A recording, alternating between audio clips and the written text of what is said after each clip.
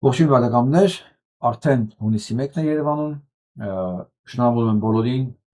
երեխաների օրվա կապակցությամբ, պետք է ցավով ասեմ, որ այդ օրը Հայաստանում երևի կնշվի որպես Ճիվաղի հայտնության օր,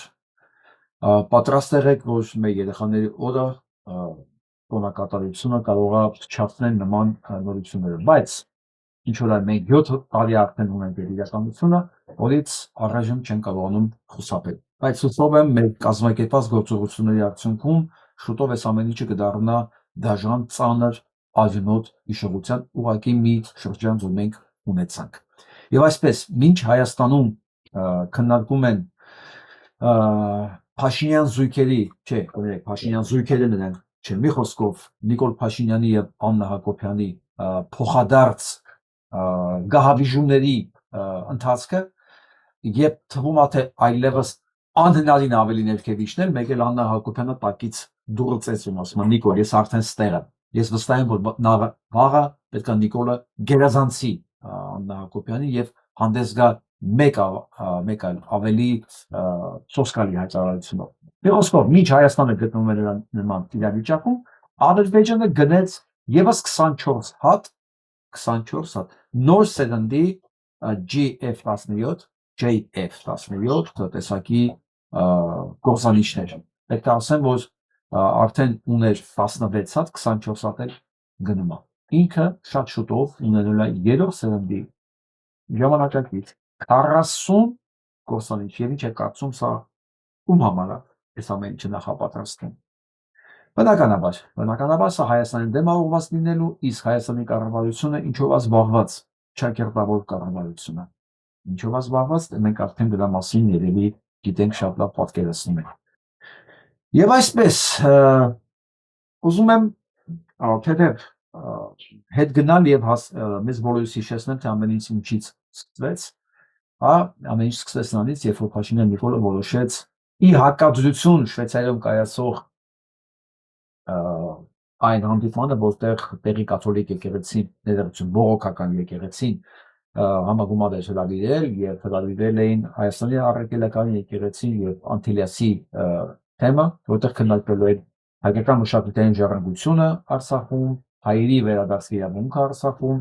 մեծ մասնակցություն պետք է ունենային, այնտեղ պետք է լինեին նաեւ շվեյցարական խորհրդարանի պատգամավորներ, մի խոսքով շատ բավականին լուրջ մեծ մասշտաբի միջոցառում եւ հենց այդ ընթացքում Փաշինյան Նիկոլի մոտ սկսում է հիստերիան եւ նա որոշում է, որ պետք է հայոց եկեղեցիները համեմատի սկզբից Չուլանի հետ, հետո հիշեցնի հայոց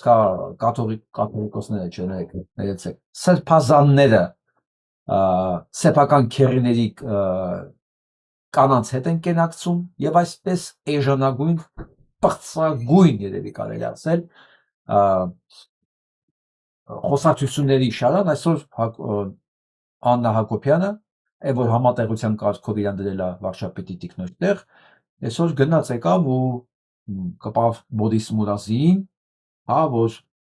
մեղադրելով, որ շատ անձնական է ընդունել որոշ հոգևորականների սրբապղծությունների մասին բարձրաձայնումը։ Նա դրա համար ունի անձնական պատճառներ, Բորիսի մասին ասում, ըստ հավաստի տեղեկությունների, սա իրանց թերթի հայկական ժամանակի լեզբանն է, ոճն է։ Բորիս Մուրազին սեռական ծառայություններ է մատուցում Սերժ Սարգսյանին եւ Վերջինիս ֆավորիտ որոշ եպիսկոպոսներին։ Ինձ սրա մասին արդեն մի քանի տարի ասում էին, չէի հավատում, պատկերացնեք, իրեն ասում են, բա որ իմանաս Աննա Հակոբյան, մեզ ինչ են ասում քո մասին։ Մենք հավատում ենք։ Դա խնդիր չկա, տեսնում ենք, ինչ չենք հավատում։ Հիմա արդեն ակնհայտ է, կարծում եմ, որ տեսագրություններ էլ կլինեն համապատասխան մարմինների տարակներում։ Ես չգիտեմ սա էլ ոնց բնորոշեմ, չնայած Բորիս Մուրազին պատասխանել է իր մենք սա մասին կանադառնանք, այլ չի հետաձգենք, որ հիմա կնանք ու անցնենք առաջ։ Բորիս Մուրազին ուղղակի հիշացրել է, որ Աննա Հակոբյանն ավելի լավ կներասի, թե ինչպես Մարիամ Փաշինյանի ընկեր մանկապիրծ Սամսոն Թանտուշյանը լքեց երկիրը։ Ես չգիտեմ ոնց է, ով է Սամսոն Թանտուշյանը, երևի Բորիս Մուրազին մի օր կասի, էական չի, բայց ես ուրիշ բան պետք է ասեմ, Հայաստանում այլևս բացվել այդ Պանդորայի արկղը։ Հայաստանում այլևս ոչ մի սահման եւ ոչ մի լիմիտ գոյություն չունի։ Ես այսօր մտքով էլի հետ եմ գնում համատելու համար։ Տեսեք, մասնավորապես ես, մասնավորապես իմ նմանները եղել են Սերժ Սարգսյանի ժամանակ մասնավորապես ողելի թշնամի համակարգ է։ Իրոք ողելի թշնամի, այսինքն սա փոխադարձ թշնամություն է եղել։ Բայց ես չեմ հիշում անցած ոչ միայն իմ ցանկացած իշխանության եւ ցանկացած ընդդիմության դաշտից, շարքական ժամանակի ընդդիմության դաշտից, երևի որևէ խոսք կամ ակնարկ իրենց հակառակորդ, նույնիսկ ատելի դաշտի ներկայացուցիչի անձնական կյանքի հանդեպ։ Ես նման բան չեմ հիշում։ Ես կարող եմ վստահեցնել, որ նման բան չէր կարող լինել, չի եղել։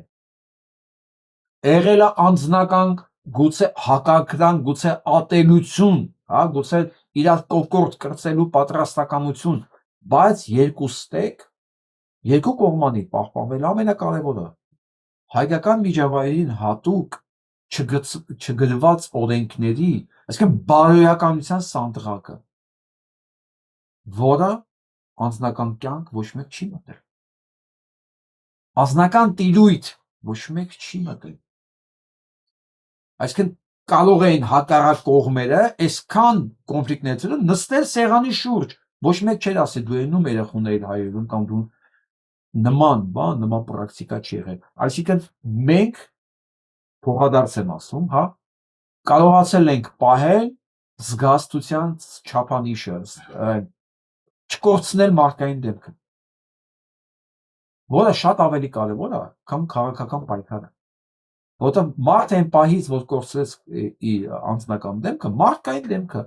այլևս քաղաքական պայքար այնտեղ չկա։ Որովհետև եթե մի տարածքում չկա ստանդարտներ, օրենքներ, գրված եւ չգրված, այնտեղ արդեն չկա պայքար։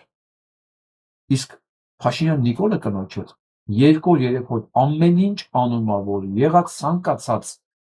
ցանկացած սահման եւ պատկերացումներ սահմանների մասին ջնջվի իսպար։ Ես չեմ զարմանա, եթե հիմա Բորիսը հրապարակի ինչ որ բաներ, որ մեզ չել հետաքրքրել։ Նիկոլի աղջկա անձնական կյանքից, որի վրա ես թքած ունենամ, ինձ դա չի հետաքրքրում։ Ու գիտեք որն ամենավատը, որ ոչ մեկ դրանում Մորիսին չի բեղադրելու։ Ոչ, որովհետև կհասկանան, որ արդեն ասել են սա էլ օքեյ է, ու ով է ասում դրա մասին։ Ամենաբարձր մակարդակի վրա։ Ամբողջ սրտի դա է ամենաբարձր մակարդակը, ի պաշտոն է, որը ամեն ինչ, բոլոր հարաբերությունները իջացնում է ամենացածր մակարդակին։ Ես այսօր երկար մտածել եմ, թե Երևանում գտնվող հոգեբան իմ ընկերներից ում հետ կարող եմ խոսել,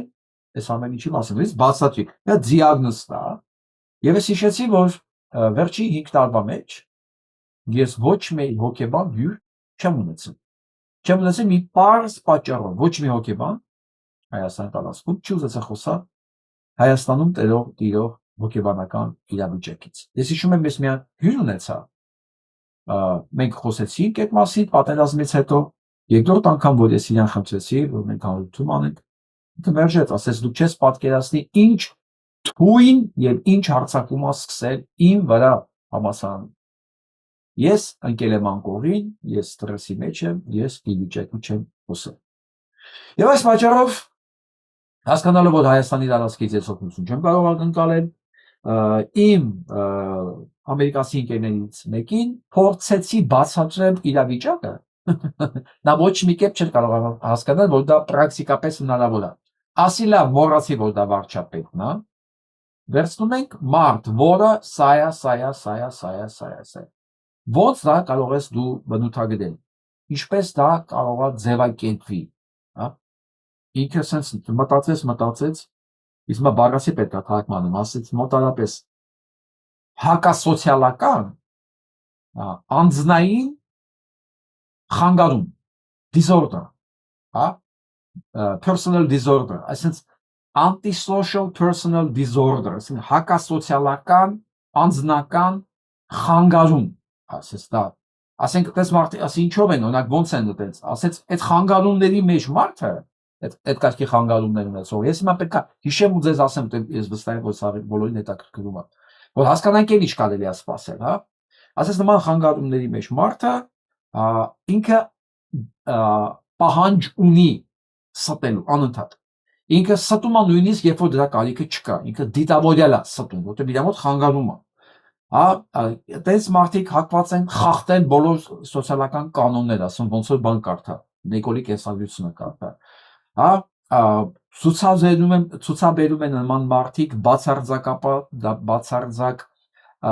անտարբերություն ողբերգությունների նկատմամբ,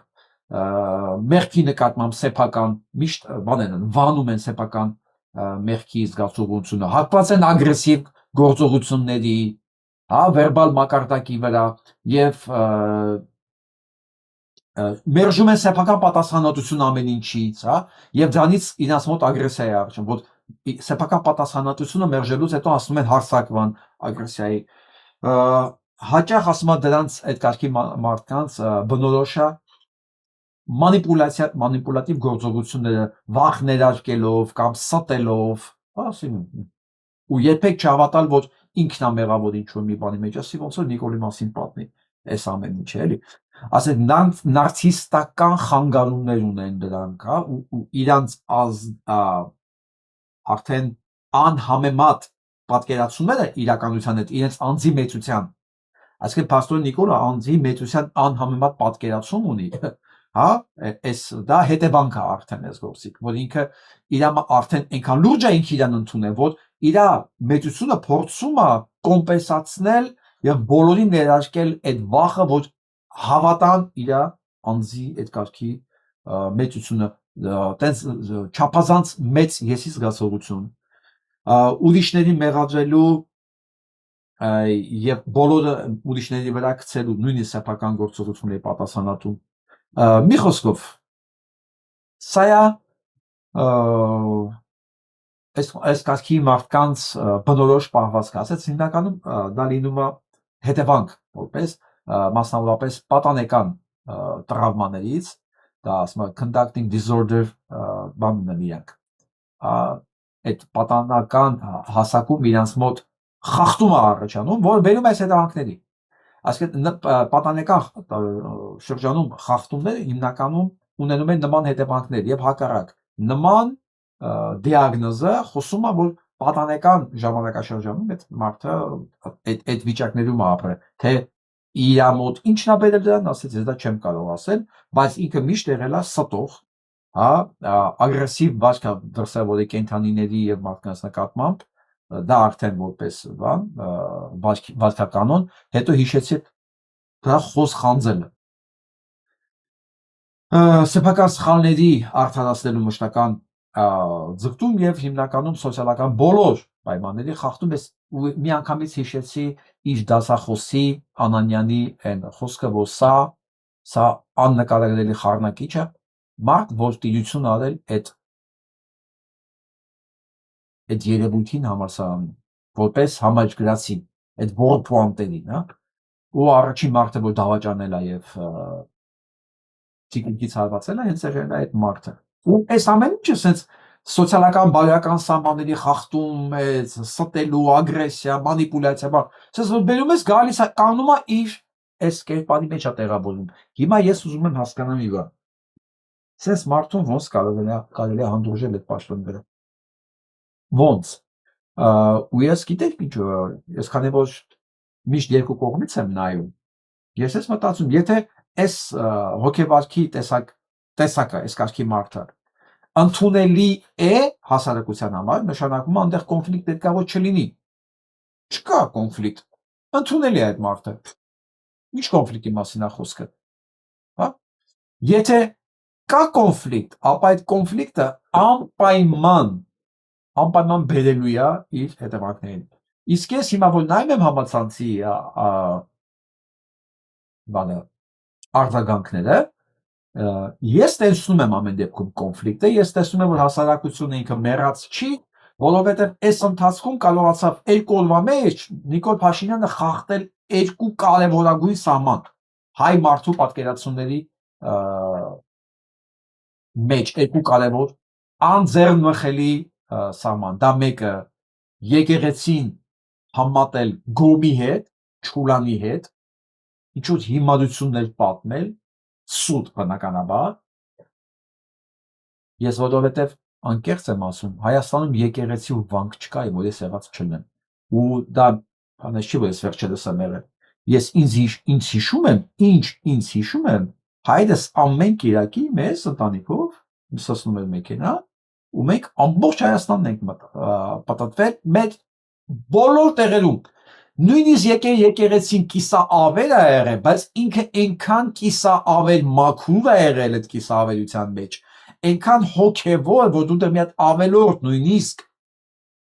ինչ չէր կարող տեսնել։ Երբ որ դու կողքի ասենք տեղերում, որ դու կարող տեսնել հաց են կերել, կեղտի մնացորդ կա, եկեղեցի ոչ մի տարածքում մենք այդպես բան չենք տեսել։ Այսինքն ես մեր եկեղեցիները ավելի շատ են կիսավեր եկեղեցիներն էի սիրում, չգիտեմ ինձ բան էր, ինչ ավելի մեծ հոգևոր բան կար։ Հա, քան այնց իդեալական սարքած։ Ես նրանց ինձ ավելի էր դուր գալի։ Եվ ոչ մի ինչ-որ այդ տխմարությունը, որ ինքը դուրս տվեց, դա կատարյալ սուտ է, կատարյալ։ Եվ հիմա գալիս ենք մյուսին։ Եկեղեցու նկատմամբ էս հարբանը, գրողը, երկրորդը բարոյականության անձնական սահմանի խախտումը մեդիայի միջոցով ամենաբարձր մակարդակի վրա։ Ես պետք է ասեմ մի երկուսն էլ քրեորեն հետապնդելի գործեր են։ Երկուսն էլ քրեորեն հետապնդելի արարքներ են։ Այսինքն եւ այդ սրբազանը, չգիտեմ ով է սրբազանը, Բագրատ սրբազանն է, ուրիշ սրբազանը, հա, դեռ ամուսնա վերածող սրբազանը։ Այս սրբազանը ում ինքը պատասխանել է, իրավունք ունի դատի տալ։ Ու դա պետք է արվի։ Եթե դա օգնություն կա, ասեք, ես կօգնեմ այդ հարցում։ Եթե չէ, եթե ինքը չի ուզում դատի տալ, մենք կմտածենք ինչ անել։ Մենք կվերցնենք մամուլից, այդ հայտարարությունը կա ինքնա գրել, մամուլի հիման վրա մարդուի արժանապատվությունը իրավունքը ազատությունն ու արժանապատվությունը վիրավորող հոդվածանով։ Ես հիշացնեմ, որ այս տականքը 20 թվականին այս պանդեմիայի ժամանակ ով իրան բան էր ասում, հայոյում էր, ինքը քրեական գործ էր հարուցում դրանց վրա, տուգանքի ձևով, տես մի հատ քրեական գործել ին վրա է եղել, ես լավ հիշում եմ։ Ասում, այդ տականքը բան էր արել, օրենք էր հանել, որ ով իրան վիրավորի քրեական գործ եւ տուգանք։ Հիշում եք 20 թվականին էր։ 20 թվականին այդ օրենք եղել է։ Իսկ մարդու արժանապատվությունը եւ անձնական կյանքի իրավունքը դա սահմանադրությամբ եւ օրենքներով սահմանված բան է։ Մի խոսքով երկու օրը մեջ խախտեց 2 հատ մեծ սահման։ Եկեղեցի սրբությունը իմ համար կաթողիկոս եւ այս քահանաները բան երբեք հեղինակություն չեն եղել, բայց եկեղեցին այդ իմ պատմությունն է։ Իմ պատմությունն է, դա իմ սրբավայրն է։ Ես դե մենակ եմ աղոթում, ինձ ոչ մեկ պետք չի։ Այդ պիղծը մտավ այդտեղ։ Ու ես վստահ եմ, որ Հայաստանի բոլոր են, որ գիտեն ինչ է նշանակում եկեղեցին, կաթողիկոս այդ հարաբերությունները, մենք թքած ունենանք դրա վրա, դա իրաց ներքի խնդիրն է։ Բայց այս տականքը ոչ չի գնում մտնի, ասի Գարեգինը լավն է կամ Գարեգինը լավը չի։ Դա չի հարցը, սա խախտում է ամենակարևոր սրբությունների սահմանը, խոսքի, մակարդակի, այդ անձնական կյանք մտնելու արգելանքը եւ մարդկանց սրբությունների։ Ամերիկայի Միացյալ Նահանգներում վարչապետը այդպես հայտարարություն աներ, ցանկացած մեկը նա կյանքում ոչ մի պոստի վրա չէր կարող աշխատել, պլյուս կդատեին ուղղակի։ Պլյուս ունեցված ինչ ուներ կտաներ որպես տուգանք կմուծել են մարդկանց, որոնց կրոնական զգացմունքները նա մեղադրել է։ Սա չափազանցություն չի։ Ու չմտածեք, որ ասենք մարդիկ չեն տեսնում, չեն կարող ունեցել ամեն ինչը արտասահմանում։ Եվ այսպես ինքը գնաց եկավ, կպավ եկեղեցիներին ու ինչ ստացվեց արդյունքում։ Պարզվեց այդ եկեղեցին, որտեղ ինքը տեսել է, դրա պատասխանատուն հենց իրենք են։ Հա, այդ վանքում կովերի ներկայության խայտարակ պատկերամատ պետք է պատասխանատվություն ենթարկի հենց Ժաննա Անդրեասյանը։ Ինչ արեցին, ուրեմն Երկիր այմը գրում է երկու պետական պաշտոնյա, այս էկոնոմիկայի նախարարը, այս ոչիլը, Գևորգ Պապոյանն ու վարչապետի աշխատակազմի ղեկավարի տեղակալ Տարոն Չախոյանը բարիս վատագույն իմաստով փուրն են տվել իրենց գոլեգա ԿԳՍՄ նախարար Ժաննա Անդրեասյանին։ Ետ չմտանալու համար համընդհանուր վակխանալից փորձել են մտնել շեֆի աշն ու իբրև հայտարարել եկեղեցին, այս երկու անձինք հրապարակել են հայտնի Քոբայրավանքի լուսանկարներ կովերի ներկայության։ Ուշադրություն, Քոբայրավանքը կառավարության որոշում գտնվում է Հայաստանի Հանրապետության պետական սեփականություն համարվող օտարման ոչ յետակա պատմության մշակութային անշարժ գույքի պետական ցուցակում եւ գտնվում է Ժան Անդրեասյանի ղեկավարած ԿԳՍՄ հովանության տակ։ Հետևաբար, վանքում կովերի ներկայության այդ խայտարակ պատկերի համար պետք է պատասխանատվություն ենթարկվի Ժաննան, ով անտերության է մատնել կառավարության որոշումով իրեն վստահած բանական համալիրը։ Եվս մի կարևոր բան, սրանք հակապետականության աստիճանը ցույց տալու համար նշված վանքը վրացիներն իրենցն են համարում, քանի որ կառուցվել է քարկեդոնիկ ոճով այդ մշակույթի ծաղկման շրջանում։ Եվ այսպես, ինչա կատարվել։ Սրանք ոգևորվելով, որ ապացուցեն Նիկոլ Փաշինյանը ճիշտ է, վերցել այդ կովերի նկարը հրապարակել է, պարզվում է տարածքը եկեղեցունը չի։ Այդտեղ ծառայություն չի մատուցում, հետ իրաց հաշվի համարին հաշվի կշռի վրա է եւ դա տարածքի պահպանման համար իրենք են պատասխանատու։ Այսպես հետաքրքիր բաներ։ Հիմա տարածքում կովերի ներկայության պատասխանատու ոչ ապել ոչ պակաս հենց Նիկոլ Փաշինյանն է իր կառավարությունով։ Ինչ կասես Փաշինյան ճիվախ։ Դու ես ապահովե կովերի ներկայությունը այդ տարածքում։ Դա կարող վանական համալիրներ, կարող չլիներ։ Եթե դու խոսում ես, որ վանական համալիրում տարածքում կովեր են պատտվում, դա քո պատասխանատվության գծմով տարածք է եւ դա մեղավորը դու ես։ Դու ում վրա ես մոնատ գալիս։ Ու դրա պատճառով դու եկեղեցիները նման ասում ես չուրանի։ Մենք պետք է հասկանանք, որ սրանց մոտ սահման, չափ, բարոյականություն, այդ կարգի պատկերացումները դրանք չեն կարող դիտարկվել, որովհետև ի սկզբանե իրանց վարքագծի մենտալիտետի մեջ այդ սահմանները գոյություն չունի։ Օրինակի համար ես պարս մի բան ցույց տամ, պարս։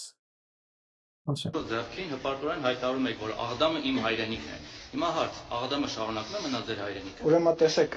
Կարսում ծնվել են իմ տատիկը եւ Կարսը նույնպես ինչ որ չափ իմ հայրենիքն է, որտեղ իմ տատերը, պապերը Ղարսից են։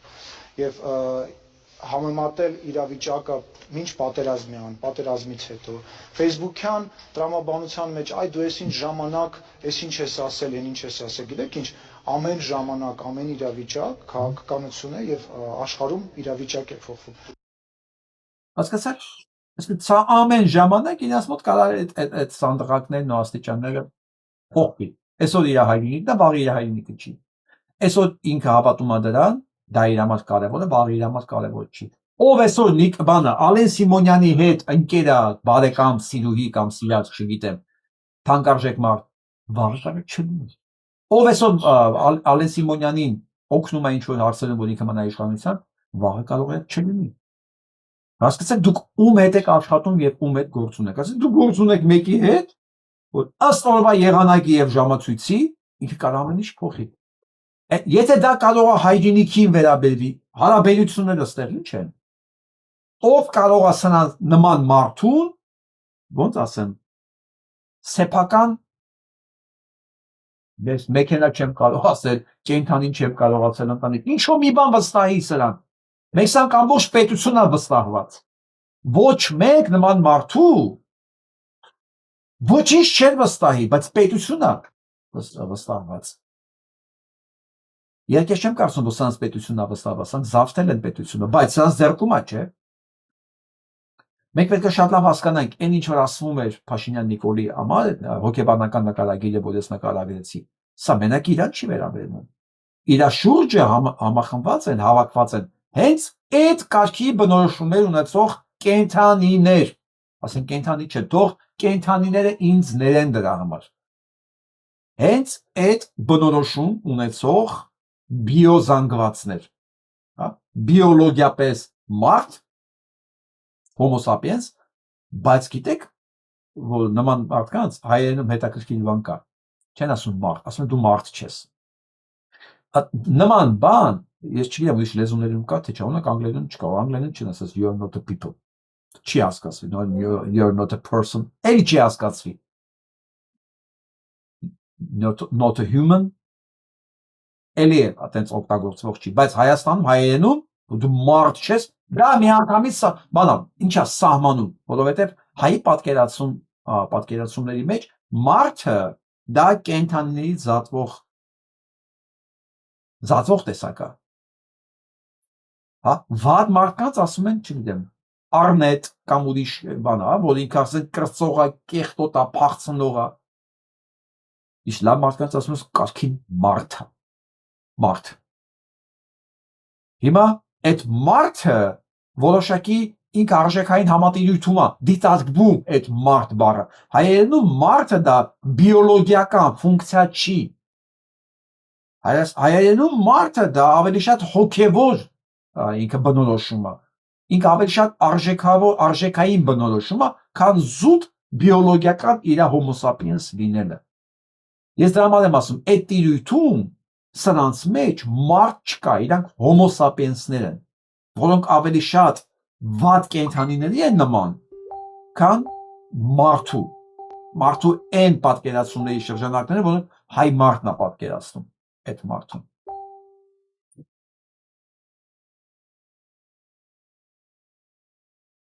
Հիմա բոլորին հետաքրքրում է, ինչի է սա անում, ինչու։ Ինչի է սա անում։ Չէ՞։ Պատասխանները մի քանիսը կարող են լինել, բայց ես կգնամ գոնե այն պատասխանների վրա, որոնք տեսանելի են եւ հասկանալի իմ համար։ Ինչ է ասում Փաշազադեն։ Ասում հայկական եկեղեցի մեծ սպառնալիք է ներկայացնում Հայաստանին հարևան բոլոր տարածաշրջանային երկրների համար։ Մեր եկեղեցիները չուլանացված են, ինչքան կարելի է խոսել սրբության մասին ու այդքան անսուրբ լինել։ Սա ասում է Փաշինյան Նիկոլը։ Փաշինյան Նիկոլը 5 տարի կրկնում է մեր թշնամիների խոսույթը։ 5 տարի ու առանց մեկ վայրկյան նույնիսկ դադարելու, հա։ Այս հայտարարությունը դատապարտել է օրինակ այս ամեն ինչը հայ դիվանագիտների հայկական խորհուրդը։ Ինչ է ասում։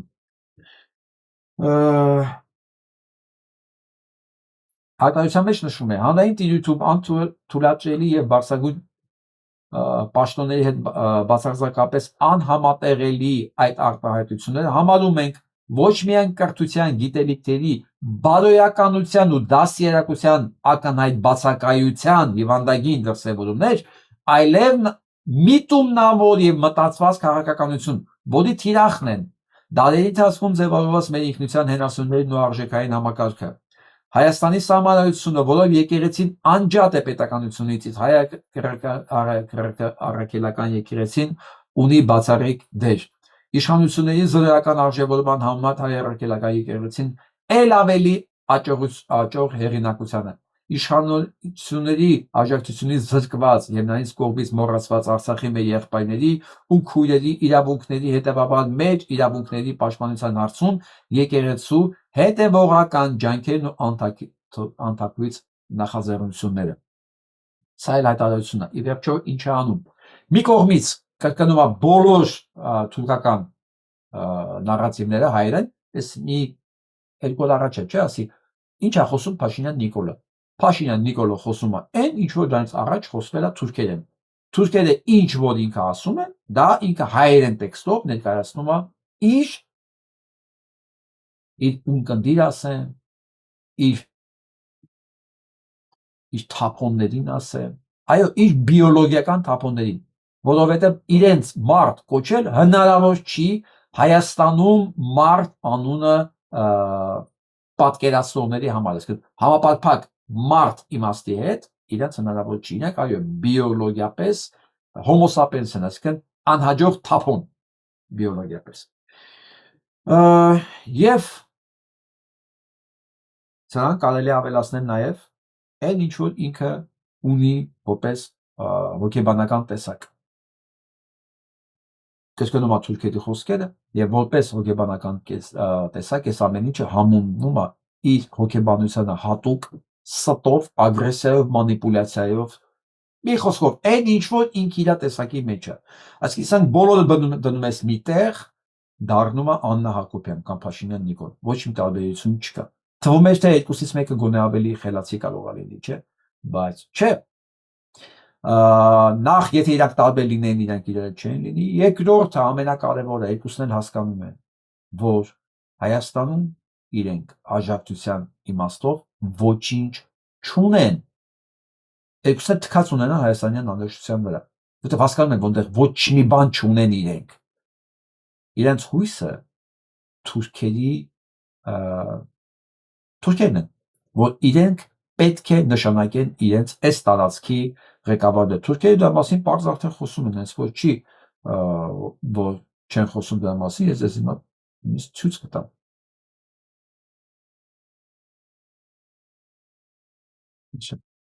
İddialı söylüyorum. Ay, tamam, başka bir şey söyle. Çok açık söyleyeyim. Belki birçok insan bana kızacak ama Ermenistan Cumhurbaşkanlığı Türk Özel Kuvvetleri korumalı. Bak bu kadar iddialı söylüyorum.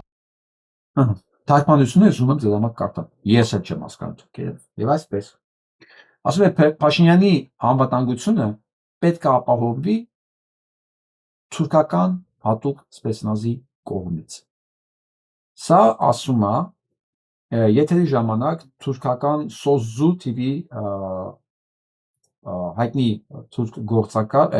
գործիչ redaktor sayda Independent Turkey Nevzet Çiçek. Խոսքով։ Այս Nevzet Çiçek-ը բարձ ասում է, որ Նիկոլ Փաշինյանի անվտանգությունը պետք է ապահովի թուրքական սպեցնազի կողմից։ Նիկոլ Փաշինյանն էլ դրան հավատացել է։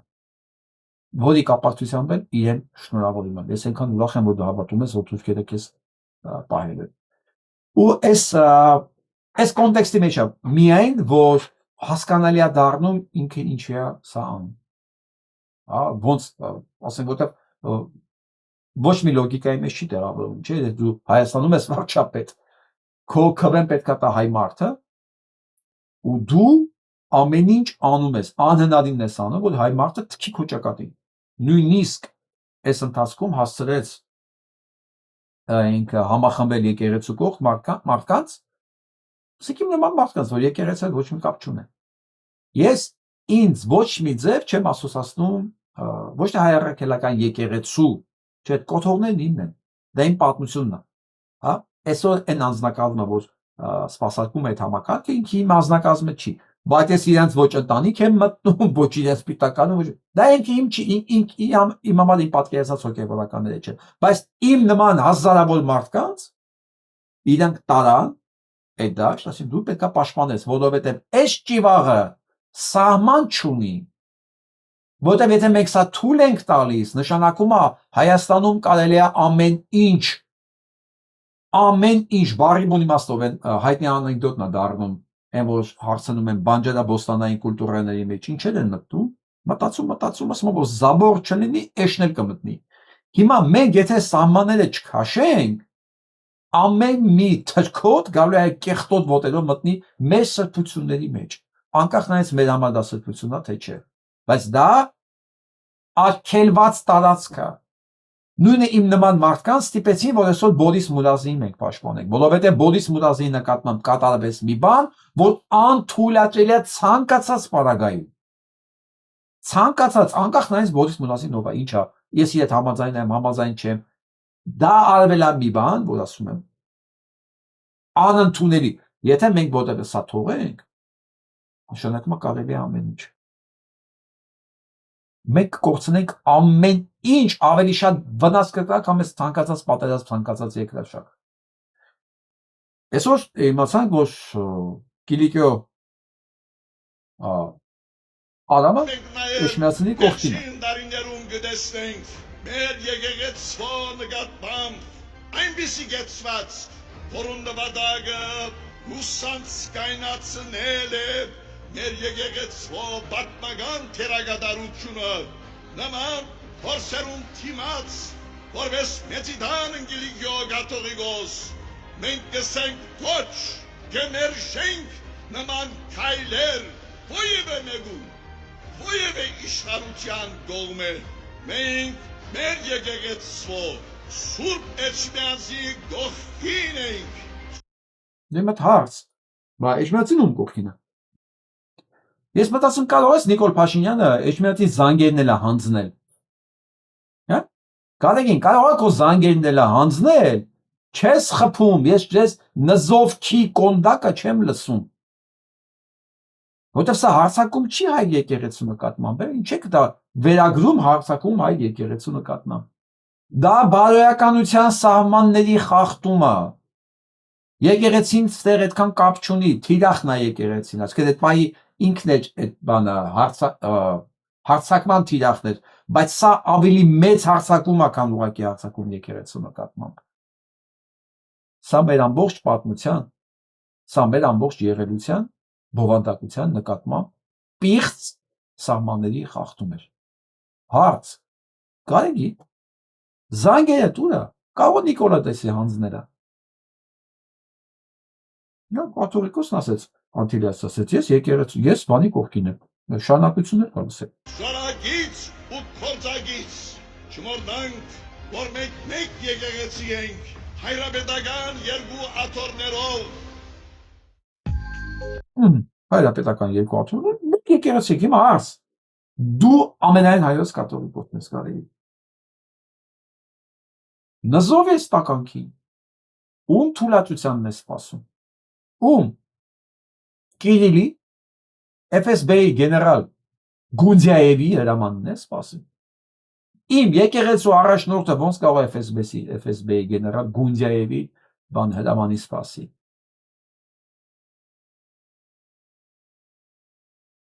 Սրանց լավ պատասխանելը լիթը, թող մի բան է ինձանից եկող մարդ ասելի, իրաց պատասխանել։ Լիլիթը բլեյա։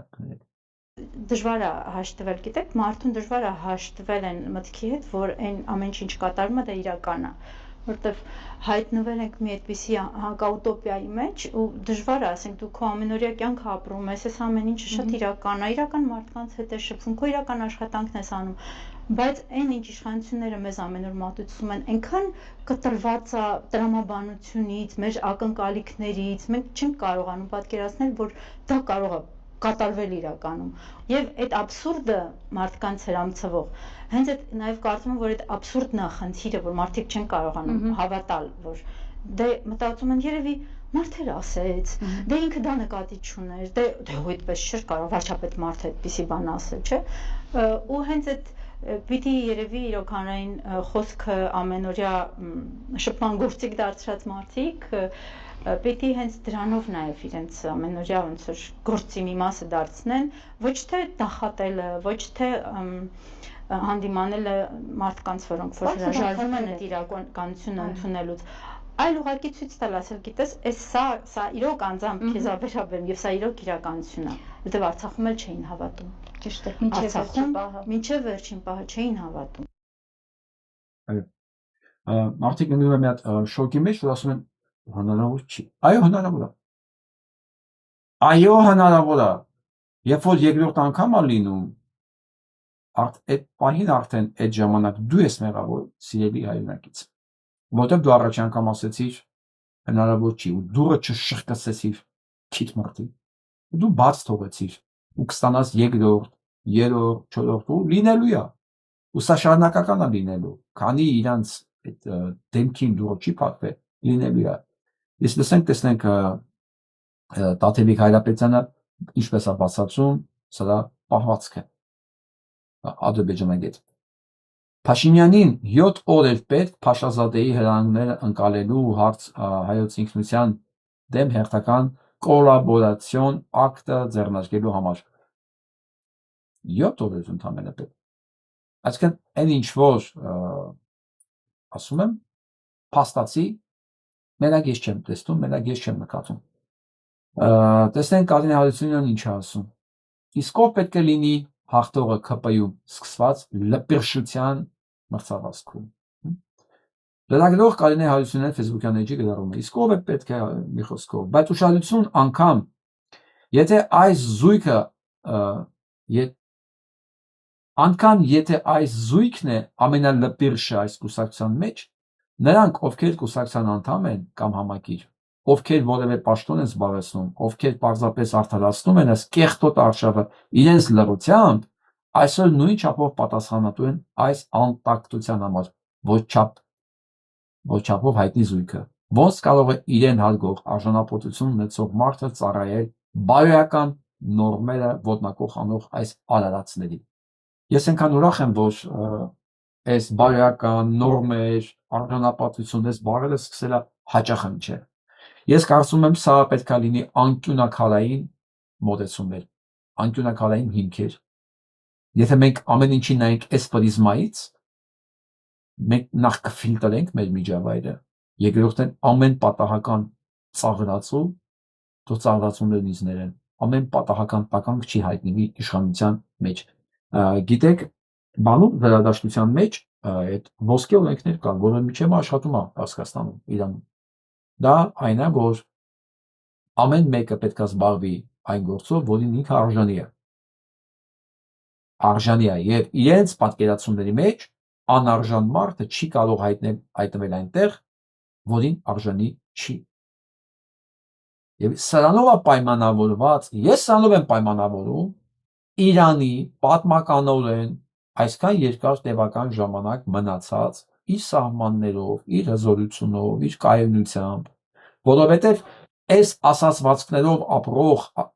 ժողովրդի միջավայրում Փաշինյան Նիկոլը չէր կարող հայտնվել այնտեղ։ Հասկանում եք, որտեղ ասացվածքները շատ հստակ հետևանքներ են ունենում։ Ի տարբերություն մեր, որոնց մեջ մտցրել են ով էշ մենք փալան, այնտեղ չեն ասում ով էշ մենք փալան, ասում են չէ, էշը չի կարող հայտնվել կառավարության մեջ։ Զգացիք տարբերությունը։ Մեր համար կարևոր չի ով է հայտնվում իշխանության մեջ, կարևորը ինքը փալան լինի այդ էշի վրա, խոստովանելով, որ ինքը մաքսիմում կարող է փալան լինի, սա կործանարար, սա նվաստացնող, սա նվաստ ժողովրդի ասացված կարող է լինել։ Իսկ իրանական միջավայրում ասում են ոչ, ինչ եք խոսում, ինչ փալանի մասին է, նախ մենք փալան չենք, երկրորդն էշը մեր մոտ չի կարող թագավոր լինել։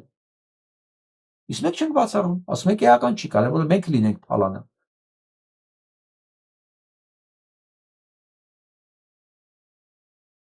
Ավստրիայի հայոց թեմը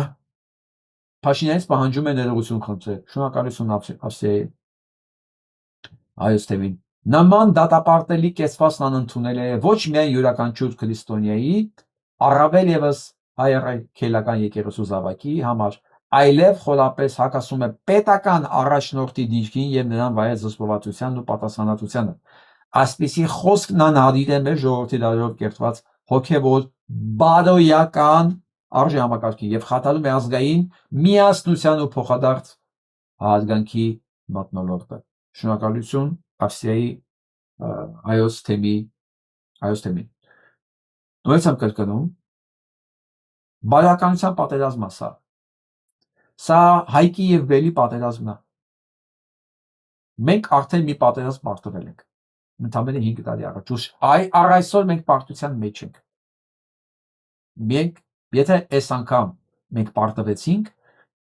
իսկ մեր պարտվելը գիտեք որն է։ Բելին չսատկացնելը։ Հարմարվելը պարտությունը։ Մեր հաղթանակը լինելու է միայն Բելին սատկացնելը։ Բելի միջև չսատկացնենք, մենք պարտված ենք, որովհետև Բելը շարունակելու է իր բելությունը։ Իսկ մենք դեռ հետևանքների մասին չենք պատկերացնում, ինչ հետևանքներ է սա ունենալու։ Բաղ այս ամեն ինչը բերելու են դնել մեր դեմ։ Պետք է ասեն, հա դուք ինչ մշակույթ ունեցող ժողովուրդ, դուք ով եք։ Ձեր վարչապետն են ասում, որ ձեր ունեցածը գոմ է։ Օրինակի համար եմ ասում։ Իսկ մենք վաղը չգիտենք այս տականքերը ինչ ասելու։ Էլ որ լրագրողին, այսօր Բորիս Մուրազինը ասել սեռական ծառայություններ մատուցող, մենք չգիտենք վաղը ում ասելու սեռական ծառայություններ մատուցող, բայց չասես այ աղբաման, այ փոշտի թանաքաման ներողություն արտահայտությանս համար։ Կողքի դդումներին չես տեսնում դու։ Հա, Ավիյան տիկոններին, դդումներին, ընդհանրապես ձեր այս զիբիլին, այդ որփանոցին, ձեր այդ այլասերված կույտին Չես տեսնում գնացել Բորիս Մունազին ես կպե։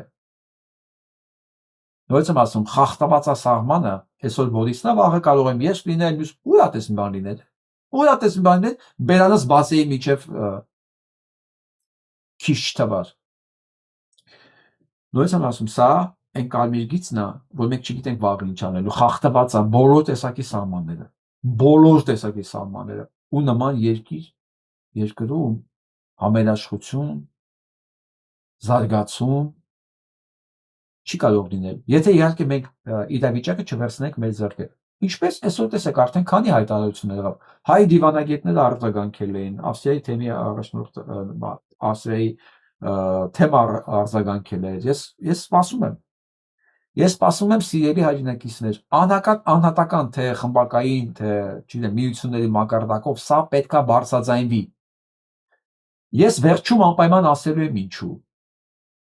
Մնացեք միջև վերջ։ Ես հիմնավորելու եմ ամեն մի խոսքս։ Մենք մնացել ենք բացառապես այս արժեքների կայունության եւ անփոխարինելիության շնորհիվ։ Եթե այս ամեն ինչը մենք չունենայինք, մենք այսօր գոյություն չենք ունենա։ Միասնց նորություններ ձեզ ասեմ։ Երևան քաղաքի կենտրոն եւ Նոր Մանաշի վարչական շրջանների քննչական 3-րդ բաժնի քննիչ Գայանե Շահմուրաձյանը մեղադրվում է փաստեր, ապացույցներ գողանալու մեջ։ Ո՞նց եմ կրկնում։ Վարչական շրջանի քննչական 3-րդ բաժնի քննիչը Հայաստանում Նիկոլի իշխանության ժամանակ մեղադրվում է քրեական վարույթից նյութեր գողանալու մեջ։ Իսկ մենք զարմանում ենք, որ քննչական կոմիտեից կարող մտեն $590,000 գողանալ։ Սա հնարավոր է բացառապես Նիկոլի իշխանության ժամանակ։ Ես միշտ ասել եմ, երբ որ համակարգը ինքը այլասերված է, այդ համակարգի այլասերվածության մեջ չի կարող մի առողջ տեղ լինել։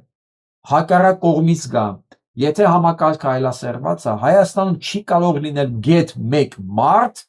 որ պաշտպանված լինի այդ այլասերված համակարգի հետևանքներից։ Ինքը գալիս է սկսում է ծեծել ցանկացած մեկի դուռը,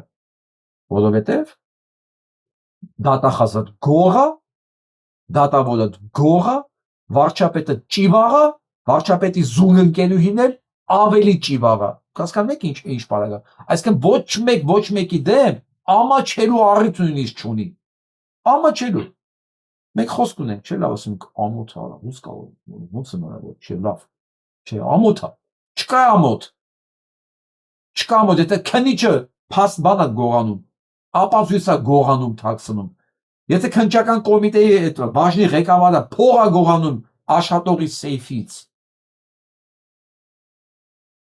Իսկ եթե վարչապետը ծայա, իր զուգընկերուհին նայա, ամեն ինչ գալի գնում է իր տրամաբանական կառուցվածքի մեջ։ Դա ման եմ ասում, իմ սիրելի հայ ժողովուրդ, անհատական թե միութենական չասեմ, միությունների մակարդակի վրա, անպայման դուք պետք է արտահայտեք, հոսանք հասկանա, որ իրենք մերժված են։ Մերժված է մի բանի համար, սա կուսակցական ճաշակետ ընդհանրապես կապ չունի։ Սա աշխարհագրական դիրքորոշում չի։ Սա բարոյական դիրքորոշում է։ Եթե մենք այս պարտվեցինք, Հայկը պարտվեց բերին, վերջանում է մեր ամեն ինչը։ Ու սա հայքի բերի բանն է, կռիվն է։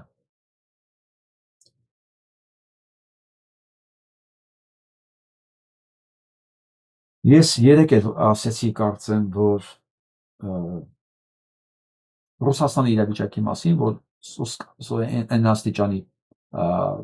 հետևանքները այնքան վատ են, որ գաննանացան չկա, աշնանացան չի լինելու, աշնանացան արդեն չի եղել, բան չկա, մթերք չկա, տեխնիկա չկա վատելու, ու ես ստացա մի նամակների տարափ, որ ես չափազանցնում եմ, որ ոնց կարող է անծայրածի Ռուսաստանում կարտոֆիլ չլինի, ասի հասել է նրան, որ մարդիկ կարտոֆիլ չունեն, չէ։ Ու ես չգիտեմ ինչից է, երբ որ ես մի բանի մասին խոսում եմ,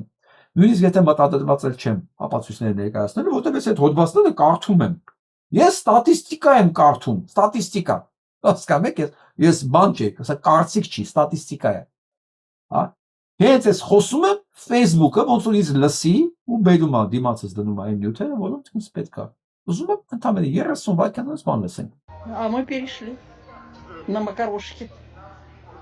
Меньше употребляем картошку. Ребенку, допустим, вот нужно мясо кушать, а цены на мясо такие, что особо не пошикуешь. Особенно если говядину брать. На ту же картошку, На детские овощи. товары. Тоже очень цены поднялись. Если государство, кроме как грабить собственный народ, оно не способно никаким образом организовать, скажем так, наполнение бюджета, то welcome. Կարճ բացատրեմ, որ կարտոֆիլից անցել են մակարոնի։ Շատ քիչ է ու այնքան է թանկացել, որ մարդիկ չեն կարողանում իրենց թույլ տալ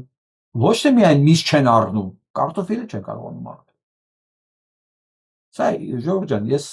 ինձանից ոչինչ չեմ օրինում։ Սա այն չի, որ ես ուրախանում եմ այս ամեն ինչի վրա։ Ուզում եմ ասեմ, ամեն ինչի հետևանքներ է ունենում։ Ամեն մի պատերազմ, ամեն մի գործողություն հետևանք է ունենում ինչպես մեր վրա, այնպես էլ աշխարհի վրա։ Եթե մենք ուզում ենք լավ ապրել, արժանապատիվ ապրել, արժանապատիվ ապրելը պետք է գա առաջին կանգնի, որ մենք լավ ապրենք։ Թե չէ մեր մեջ շատ մեծ մոլորություն կա, որ երբ մենք անջատում ենք այս երկու բանը, մեզ թվում է լավ ապրելն է կարևոր։ Լավ չկա ապրել, եթե դու արժանապատիվ չես ապրում, որովհետև հետևանքները անարժանապատիվ ապրելու բերում է շատ վատ տեղ։ Այնպես որ հենց մենք հասկանանք, որ լավ ապրելու հիմքը արժանապատիվ ապրելն է, մեր գործողությունների մեջ, մեր ամեն ինչի մեջ, այսինքն բայական չափանիշների առաջնահերթ պաշտպանությունը,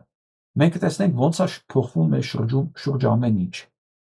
Գիտեք, մենք ավելի ենք անում, քան ցանկացած ժողովուրդ։ Գուցե դա այդքան բան չի, բավարար չի, որ մենք ունենանք։ Այնպես չի, որ մեր մոտ չկա այդ բարոյական ցուցանտղակները, մենք ունենք, բայց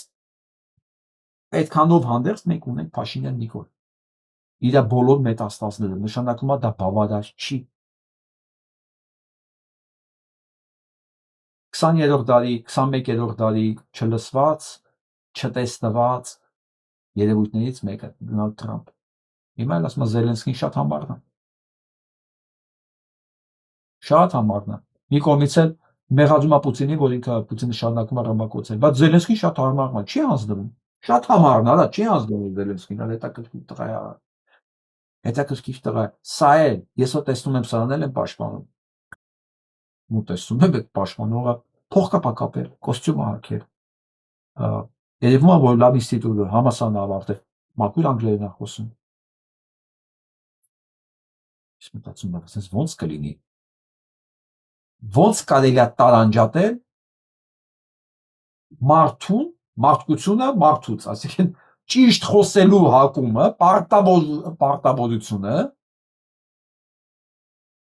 մարդ լինելու հետ։ Իմ համար դրանք անքակտելի բաներ են։ Այն մարդը, որ ստում է, իմ համար դադարում է մարդ լինելուց։ Ես կարող եմ դա մի քանի ձև հիմնավորել, որովհետև սուտ խոսացող ունակ մարդը, ձեզ էլ է խաբելու, մեզ էլ է խաբելու։ Նշանակում է ինքը ամեն ինչին թունակ հասկանում եք, նա վախկոտ է, որովհետև մարդիկ հիմնականում խոսում են, սուտ են խոսում վախից կյանք կորցնեն, վախից պաշտոն կորցնեն, վախից առանց գործ մնան, վախ։ Իսկ Նժդերն է ասում, չէ, վախկոտը արդեն ինքը դավաճան է, ինքը պոտենցիալ դավաճան է, ոնց կարելի է։ Այսինքն հենց տեսնում եմ սուտ է խոսում մեկը, փակում եմ դռները, ասում զից հեռու գնա։ Հեռու, որտեղ դու արդեն ամեն ինչին թունակ ես։ Որտեղ ես գիտեմ դրա հետևանքները, ասում եմ, վախկոտ է ինքը ներքուստ ուրեմն։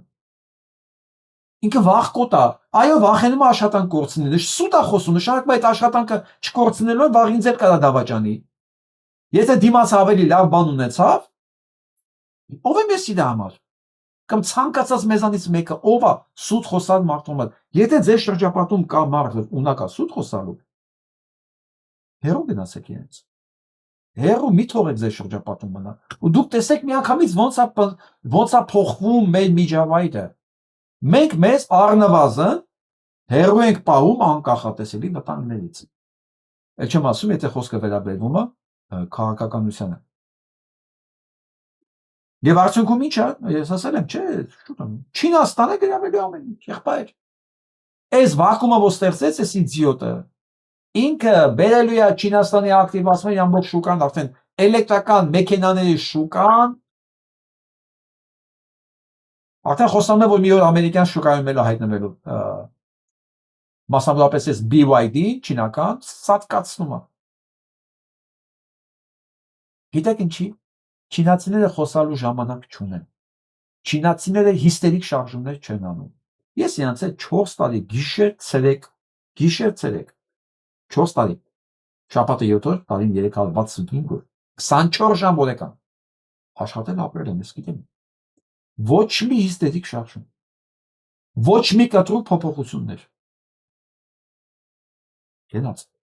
սենց, դրել է նապատակը, գնում է, ով, ինչ, ուզում է խոսա, ինչ եղանակ, ուզում է լինի, աշխարհի գլոբուսի որ մասում լինի, ինքը պիտի պարապի, ինքը պիտի սովորի, ինքը պիտի սովորի, վերջ իրան ասել է սարա, ինքը պիտի անի։ Դրա համար այս ամբողջ խառնված աշխարհում ինքը իր ստաբիլության արդյունքում ասեց Թրամփ, շնորհակալություն քեզ, որ դու հարձակվել ես աշխարհի վրա։ Ես իմ ստաբիլությամբ կլրացնեմ քո տեղը, որտեվ ես կանխատեսելի եմ։ Ես ասում էի սա, որ աշխարհը ընտրելու է հավասարակշռված կանխատեսելի պարտնյոր, որ 80 տարի ինչ Ամերիկան հասել էր, այս հիվանդը մի քանի ամսվա մեջ վերացեց։ Հիմա վերադառնանք մեզ մոտ, տեսնենք մեր ժողովուրդը խոսքային իմաստով, հա, իրա ոնց է այս ամեն ինչին արձագանքում։ Որտեղ մեր համար շատ կարևոր է։ Երկու սահման է խախտել։ Անձնական տարածք եւ մշակութային հոգեվոր։ Ուղղակի շոկի մեջ ենք բոլորս էլ։ Նման տիպի ղեկավարը պետքա չլինի այս երկրում, պետքա չկառավարի։ Սա վերջն է։ Ուղղակի շոկի մեջ։ Այո։ Ու նման ղեկավարը չի կարող կառավարել Հայաստան։ Սա վերջն է։ Մարդը ուրիշ բան չի կարող ասի։ Հայոյել չի կիրտար չկերել։ Սա վերջն է, իրոք վերջն է։ Հայ մարդու համար սրանք կարմիր գծեր են։ Սա քաղաքականության հետ կապ չունի։ Աննա Հակոբյանն է մաֆիոզ է անվանել բոլոր սեփական։ Ախր Աննա Հակոբյանի անուն ընդհանրապես չենք ուզում լսեմ։ Էդի որպես կին ինքը ընդհանրապես իրավունք չունի, որ ընդհանրապես կանանց հետ նույնիսկ շփվի։ Ինքը այդ մակարդակը չունի որպես կին։ Էլ չեմ ասեմ որպես ղեկավարի կին։ Հասկանում եք, դա աբսուրդ է, ուղղակի ժողովրդի համար հիմա աբսուրդ է, որ Նիկոլը մի կողմից, Աննան մի կողմից։ Ուզում են այս երկիրը ինչ որտեղ իրանց խելքով պահեն, իրանց մինչև աթոռի կռիվը վերջանա 2026 թվականին, այդքան մի բան։ Դրալու են, բրցնելու են ու հետո դրանց դատու դատաստանը ոնց է լինելու, դա արդեն հետո հետագայում կերևա։ Այո, ճիշտ է ասում։ Դրանց դատու դատաստանը հետո ոնց է լինելու կերևա, բայց ես մոտավորապես պատկերացնում եմ Նիկոլայ ունեցել ենք արդեն նա Չաուշեսկու կնոջ հետ Ելենայի հետ։ Մենք տեսել ենք արդեն դա ոնց է արվում։ Մենք տեսել ենք, գիտենք։ Ու Նիկոլա պետք է խնդրի որ են հասցնեն դատարան, որտեղ Նիկոլայ Չաուշեսկուն Ելենայի հետ չհասցնեցին գնան դատարան։ Չէ, այսինքն իրաց տարան դատարան։ Բայց տարան միանգամից զինվորական դատարան, միանգամից կարդացին, միանգամից որոշումը կարդացին, գնդակահարեցին, բերեցին ժողովրդին ցույց տվեցին։ Այսենց եղավ։ Փաշինյան ճիվաղը մնացած ճիվաղների հետ պետք է խնդրեն, որ իրենք հասնեն դատարան, որտեղ կարող է նաև իրենք չհասնեն։ Ըստ մեր հաջորդ հայրենի։ Իմ համար դա անթույլատրելի է որպես երկրի ղեկավարի արած հայտարարություն եւ որպես այն կառույցի հանդեպ, որը երբ որ պետականություն էլ չեք ունեցել, շատ մեծ դեր է խաղացել ազգապահպանության գործում, իմ համար անընդունելի է։ Պարս, խոցեն հայույի, գերեսկուի, պարս, սա ես չեմ կարծում Հայաստանում գտնվի մի բարոյական մարդ, իհարկե եթե նա Նիկոլի պրոպագանդիստներից չի, որտեղ Նիկոլի պրոպագանդիստներից մեկը նենց բան է եղավ, հումորի տվեց լավ ասաց հիմար դուս հատը մենք էլ չի հասկանում չի խոսում չէ։ Ամենամեծ վտանգը գիտեք որն է,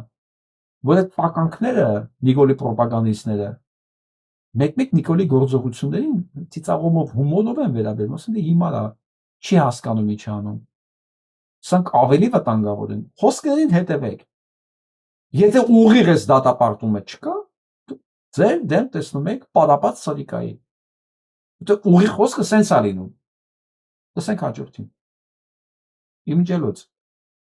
Սպասեք, ամենահետաքրքիր դեռ առջևում է։ Եթե բաժանորդագրվեք չէ, բաժանորդագրված չեք, իմիջելոց բաժանորդագրվեք։ Դեռ կես առաջ բաժանորդագրել է նաև։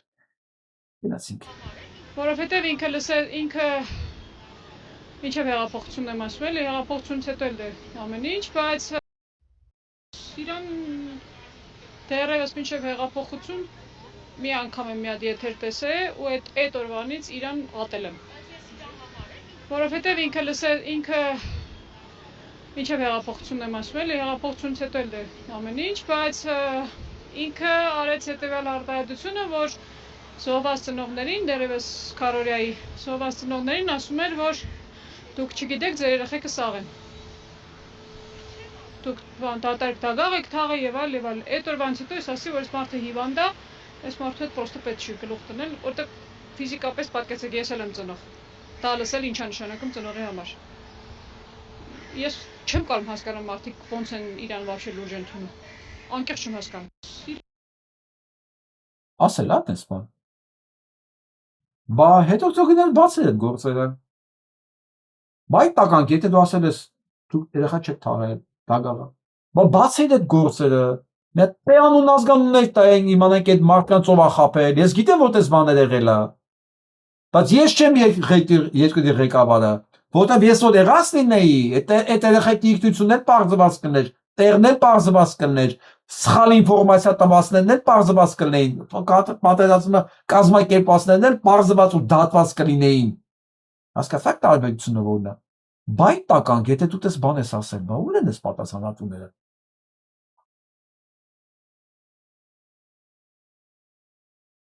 Հիշում եք ես ասեցի մեր մեջ չկա այդ բարոյականությունը, ուղղակի դա բավարար չի, որ մենք փոխենք դուրս գանք այս վիճակից։ Գիտեք ինչի եմ վստահ, որ կա, որտեղ ես դա տեսնում եմ, ես դա լսում եմ, ես դա ուսումնասիրում եմ, ես դա արձանագրում եմ, ես ուզում եմ երկու կարճ ելույթներ նայենք ուրիշի աչքերով, որպեսզի հասկանանք ինչ ենք մենք մեզանից ներկայացնում եւ ինչ հնարավորություն ունենք։ Մենք ինքներս մեզ ճանաչենք կողքից։ Այս տեսանյութի մեջ սա հայտնի դահիճ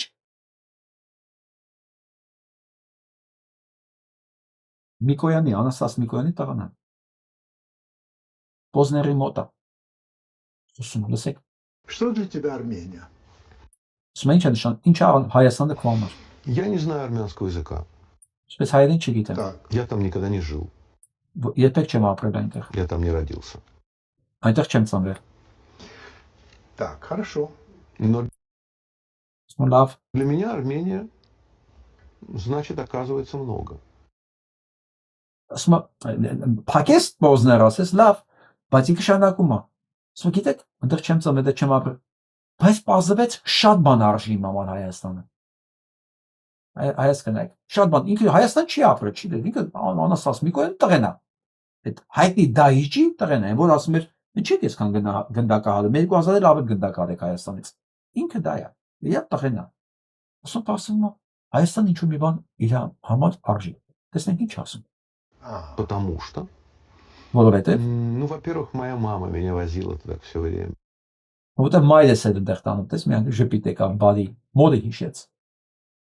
Մայրն է իրան տալի շատ Հայաստան։ И у меня какие-то ностальгические остались ощущения от горных деревень, от очень добрых людей. Բարի մարդկանց մասին նաև լավ հիշողություններ։ Да. Люди действительно очень добрые там.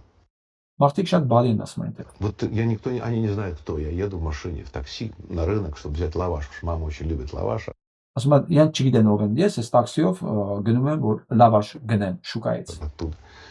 И я их хотел ей привезти. Они говорят, вы давно бываете, здесь родственники есть? Нет, они не знают, кто я. Իրեն հարցնում են, ես չգիտեմ ով է, ասում են, հարցում են, դուք բարեկամներ ունեք ստե, շուկայում են հարցնում։ Нет, я говорю, нет. А часто приезжаете? Да нет, куда я говорю, нет. А вы ասում են, շուշտեն գալ, ասում են, չէ։ Армин, приезжайте у нас живите. Հարցում են, դու հայ ես, ասել է, հա, հայ եմ։ Ասել է, բաղալիք մի մոտ ապրեք։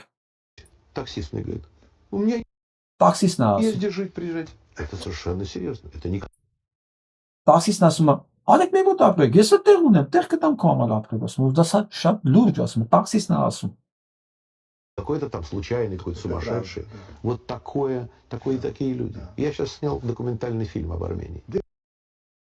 Смотрես մարդիկ են, ես ասում եմ դոկումենտալ ֆիլմ եմ նկարել Հայաստանի մասին։ Древний храм Армении. Հին տաճարները Հայաստանի։ Что для тебя Армения? Պատկերացնում եք։ Ասած տաքսիստ, ու սա միակ պատմությունը չի։ Միակ պատմությունը չի, ես մի հատ փոքրիկ բաներ եմ ուզում ասել։ Берем с женой, едем в Армению, спланировали всю Армению с севера до юга, всю объехали. Это мне совершенно снесло крышу. Էստեղեն հայը, գիտնական, Արտյոմ Օհանով։ Կնոջ հետ, վերցել ուղղակի տուրիստական եկել են Հայաստան, տուրիստ։ Ու շրջել են, ու ասում է, տանիքս փախավ, գլուխս պտտվեց։ Какие были чувства? Я ощутил, что я хочу быть причастным этому народу. Ես հասկացա, որ ես ուզում եմ այս ժողովրդի մի մասը լինել։ Ինքը չէ դեռ միջև այդ Հայաստան։ Ինքը որոշել է, ես մի օր ես հայ եմ, ալմատներով գնանք այդ Հայաստան ինչա։ Ընտանիքը վերցել եկել է ու հասկացել է, որ ինքը ուզում է այս ամեն ինչի, այս փոքր մնացածի մի մասը լինի։ Այն որ մեզ ասում է տականքը է, ոչ հայրենիքը, ոչ պետականություն եք ունեցել, ոչ հայրենիք եք ունեցել, ոչ պատմություն եք ունեցել, ոչ էլ հպարտանալու բան ունեք։ Մի հատ գոմ ունեք, կիսավել են էլ ասում եք եկեղեցի կամ գառնու տաճար, մի հատ քարերի կույտ ունեք, ասում եք քարահունջ, ասում եք այդ տականքի խոսքերը լսեք, մեկ էլ էս գիտնականի խոսքը։ Что я офигенно горжусь тем, что я тоже армянин. Ես հպարտանում եմ, որ իմ այս ասում է Հայաստանը, հայ է։ Хотя культурно нет, это не так. Я вырос в советской культуре, в русской культуре. И армянским языком не владею. Ասում եմ, չնայած ես մեծացել եմ սովետական մշակույթում, ռուսական մշակույթում, հայերեներ չեմ խոսում։ И поверь, я католик, я не... Ու համեր կաթոլիկա, նույնիսկ բան ուղղափառ չի։ Я христианин, но не армянского толка, а католического толка. Но я невероятно горжусь тем, что я представитель этого народа. Они классные армяне. Մեծ հպարտություն ունեմ ինձ մեջ, որ ես հայ ժողովրդի զավակն եմ ուսում։ Լավն են հայերը։ Теплые, открытые. Տաք են, բաց են։ Ты встречаешь совершенно незнакомого человека, первый раз в жизни его видишь, и он тебе ничего не знает, и ты о нем ничего. Но он с тобой общается, как будто он твой брат. Ասում եմ, մարդկանց հետ հանդիպում ես, որ ոչ իրանք են քեզ ճանաչում, ոչ դու ես իրենց ճանաչում։ Ու դուք շփվում եք իրար, որպես եղբայրներ։ Սա գիտեք, մենք մեր ամենօրյա կենցաղում մենք սա չենք նկատում։ Մենք չենք նկատում, չենք ֆիքսում։ Դա մեր կյանքն է, մեր տեսակն է, մեր ամենօրյա ռուտինն է։ Հա, այդ սովորական անցուդարձը մենք դա չենք նկատում։ Բայց հայը, որ ռուսական մշակույթի մեջ ամեն ասած սովետական հայերեն չի խոսում գալիս է, դա լինի Ստասնամինը Միկոյանի տղեն, թե դա լինի գիտնական Արտյոմ Օհանովը, հա, իրանք զգում են դա։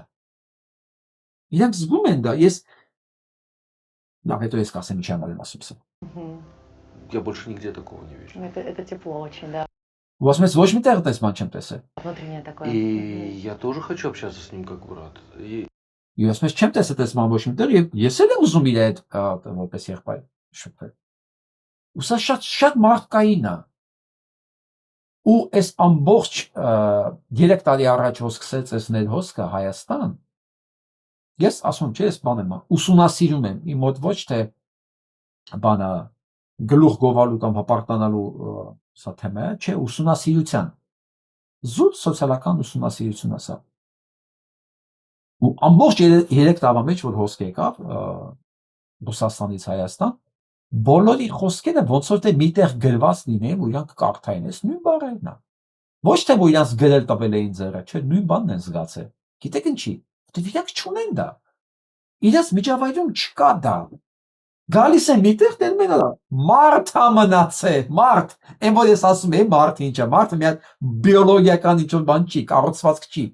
Մարդը հոգևոր արժեքային համակարգ է։ Այս մարդիկ եկել են տեսել են, կա մի հատ միջավայր, բանի տաքսիստից սկսած շուկայի աշխատողից մինչև հովիվ, արա մարդ է իր ձևի մեջ, բայց մարդ է, ընդամենը քայլող բիոզանգված չի։ Это здорово. Берем Իսկ այս մեկը սպանում է, հատ լսենք։ России, в отличие от Армении, вот сейчас иду гуляю с собакой, в Армении каждый первый, каждый второй просто подходит и синчуника, что за собачка, можно погладить? А здесь люди идут.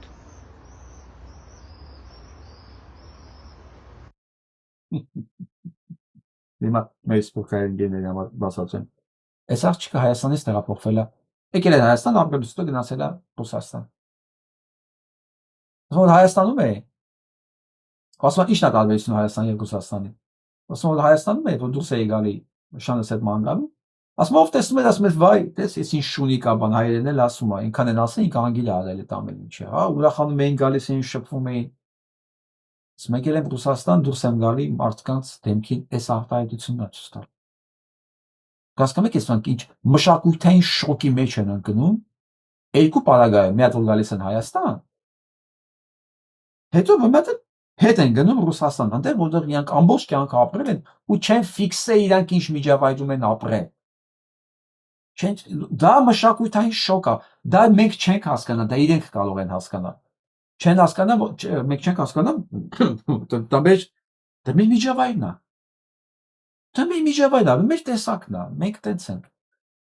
Իսկ իրանց համար դա շոկ է եղել, ասում են։ Իրանք չեն կարող ասել հավատան, որ Ալը մի քառակուսի մետրի վրա այսքան մարդ կա, այսինքն ես իրանց հետաքրքիր եմ որպես մարդ, այսինքն վատ եմ զգում, լավ եմ զգում, ինձ օգնություն պետքա պետք չի։ Ո՞նց է հնարավոր, որ այսքան մարդ ինձանով հետաքրքրված լինի։ Բայց պարզվում է, որ հարցը քո անձը չի։ Դու այնքանով ես հետաքրքրված, որտեղ դու ընկալվում ես որպես մարդ։ Ոնց որ այդ բաները ընկերն է ասում, ինձ վերաբերում որպես եղբայր։ Եվ ես ուզում եմ այդ ամեն ինչի մի մասը լինեմ։ Որովհետև գալիս է այն տեսնում։ Նայեք։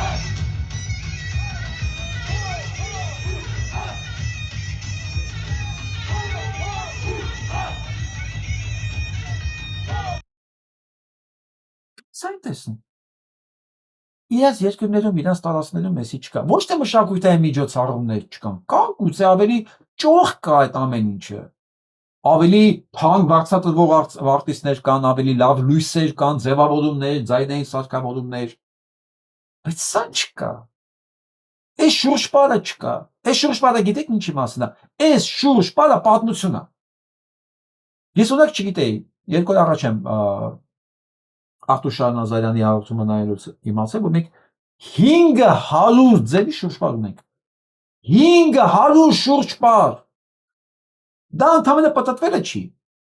Մեր ամեն մի շուրջպարը պատմություն է։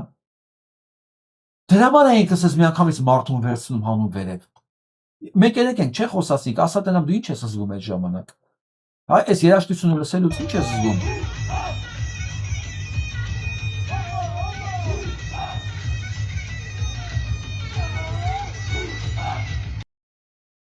Եվ այս ամեն ինչի համար ես չեմ կարող շնորհակալությունս չհայտնել մեր օրվա, մեր օրերի երևի կասեի, Պարի Կոմիտասին, Գագիկ Գինոսյան, որի նկարը տեսնում եք, որ այս սերունդը թողեց մեզ ինքը, նաև ինքը։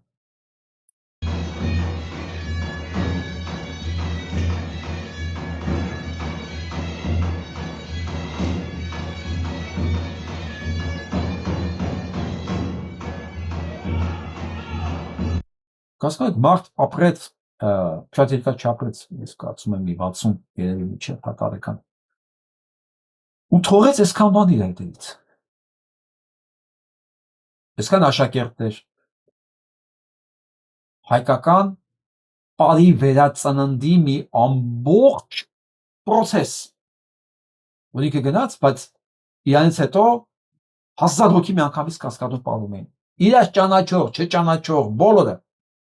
Որ մարդիկ գազին զարմանում են, դուք իրեն Պարի եք գնացել, չէ իրենք մենք Պարի չեն գնացել։ Այստեղ մենք ընդհանուր մեկ բան ունենք։ Սա մեր հիշողությունն է, մեր մշակույթն է, որը մեր համար ընդհանուր է։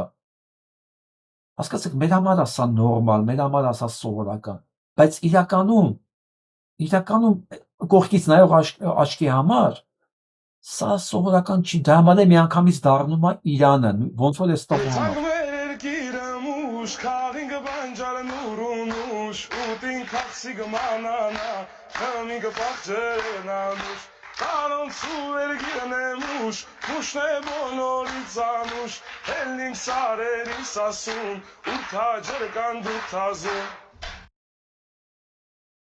Դրա համար էլ էս ամեն ինչը դառնում է շատ արագ իրանցը, որովհետև ինչպես ասեց մեր այն բժիշկը, իրենք ուզում են այս սրա մի մասը լինեն, որովհետև այնքան հորքե հարազատ է, այնքան բնական է, արմատներից է գալի, որովհետև վստահ եղեք, անկախ մարդու գույնից, մաշկի, աշկերի ձևից,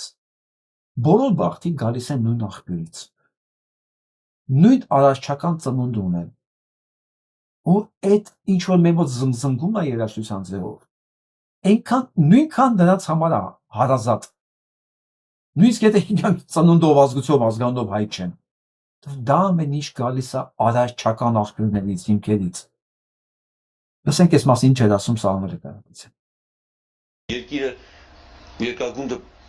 պատել ենք հայկական գաղթավայրերով, ամենտեղ եկեղեցի, ու ծածած համայնք, անտեր մնացած ինչ որ մի դարում կառուցված եկեղեցի։ Սա կենսագրություն չի, որ մեր ազգը պետք է թողնի, եւ երբ որ մենք ասում ենք, մենք ներարկում ենք այլ ազգերին, սա պատվաբեր չի։ Ազգերը առանց մեզ էլ յոլա կգնան։ Պետք չի, որ մենք սրան ու նրան ներարկենք, լիցք տանք, թարմացնենք եւ անեանանք։ Թող որ մի քիչ մենք մեզ ներարկենք, մեր հայրենիքը հզորացնենք։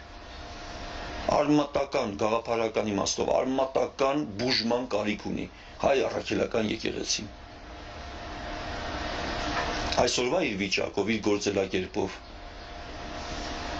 իր նպատակներով, որևէ նորամուտ աղանդից ինձ համար տարբեր չի, եւ սա համար ես ցավում եմ։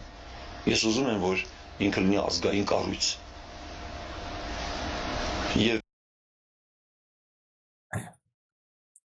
այս ցավը բոլորին սա էլ կա։ Արարչական ժողովուրդը այսօր դարձել է ամբողջ երկրագնդի համար որպես պարարտանյութ։ Იგი գնում է ուրիշ տեղեր ասանում։ Ստիպված չի գնում։ Ստիպված չի գնում, շատ ներողություն, իր կամքով չի գնում, շատ ժամանակ հենց ստիպված էլ գնում է։ Հա, բայց ինչու մենք ինքներս մերը չստեղծենք։ Ինչու մեր մոտ այս ամեն ինչը չլինի այն մակարդակի վրա, գիտակցական մակարդակի վրա։ Հա, որ մենք նույնիսկ եթե գնում ենք էլ, գնանք ոչ թե ստիպված, այլ չէ, գնանք մեր կամքով, պետք է զարգանալ այնտեղ, գնալ զարգանալ այնտեղ։ Ես ոչ մի բան դրա մեջ չեմ տեսնում, բայց չգնանք երբևէ ստիպված ու երբևէ մեր երկիրը չլինի ավելի վատ վիճակում, քան մենք գնում այն երկրները, որտեղ մենք գնում ենք։ Ես ասել եմ ու վստահ եմ, մեզ 2-3 տարի է պետք, որպեսզի Հայաստանը դառնա այն երկիրը, որի քաղաքացի լինելու է պատվաբեր։ Պատվաբեր։ Ոչ մեկին, ասիկան, այլ չկարողանաս ամերիկյան անձնագրով զարմացնել։ Ասեն, պահ, ես հայկական անձնագիր ունեմ, ես ապրում եմ Հայաստանում, ես հայ եմ։ Հայաստանը կարող է տարածքը դառնա։ Հայաստանը հենց այդ տարածքն է իրականում, ուղղակի ինքը քաղաքական առումով դեռ չի գրանցել իրան այդ կարգավիճակում, որովհետև մարդկային բարոյականության եւ միջանձնային շփումների մակարդակում, այո, Հայաստանը հենց այն տեղն է, որ մարդը գալիս է զգում է, որպես իրան տանը, որտեղ իրան որպես եղբայր են վերաբերվում, որտեղ ինքը մնացած տեղերը չունի դա։ Իսկ եթե մենք կարողանանք նաև այդ որակի կառավարություն ու պետություն ստեղծել, դու պատկերացնում եք Հայաստանի գինը ինչ է դառնալու։ Դու պատկերացնում եք Հայաստանի ամենահեռավոր քաղաքը ունենալը նույնքան կարևորություն ու պահանջարկ, ինչքան ունի Երևանը, որովհետև բոլոր հայերը աշխարհով մեկ 15-20 միլիոն, 30 միլիոն, իրենք հիշելու են, որ իրանք հայ են։ 1-10 չենք, 30 չենք, շատ ավելի շատ ենք։ Այն ժամանակ մի անգամ Հայաստան այցելած հայը չի գնալու։ Որովհետև սպասի, տեսնեմ, այ ինչ որ կյանքի համար պետք է ինքը ունի ստեղ,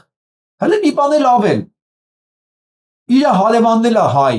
ու այդ հարևանին միևնույն չի ինքը իր տան մեջ լավ ազգում, թե վատ ազգում։ Ու մի բան եղավ, առաջին օգնություն ինչը։ Նույնիսկ միջև շտապ օգնությունը կգա, առաջին օգնություն ինքն է լինելու։ Ասում եք, ցանկացած մարդ ինքը սոցիալական էակ է։ Ինքը ուզում է շրջապատված լինի հոգատար եւ իրեն նկատմամբ բարի տրամադրված մարդկանցով։ Այն մարդիկ, որ ապրում են անջատ իրարից հեռու, դրանից չի, որ դա իրենց դուր է գալի։ Չէ, հիմնականում դա անում են ապահով նրանց զգացումից ելնելով։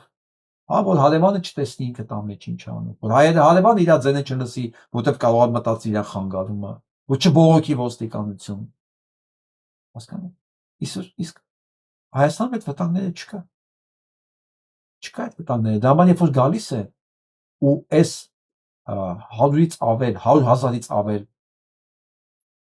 Ռուսաստանից եկած նաև մեր հայրենակիցները տարբեր ազգությունների ներկայացուցիչներ, երբ որ գալիս են բոլոր միաբերան դա են ասում, նո դու սկսում ես հասկանալ։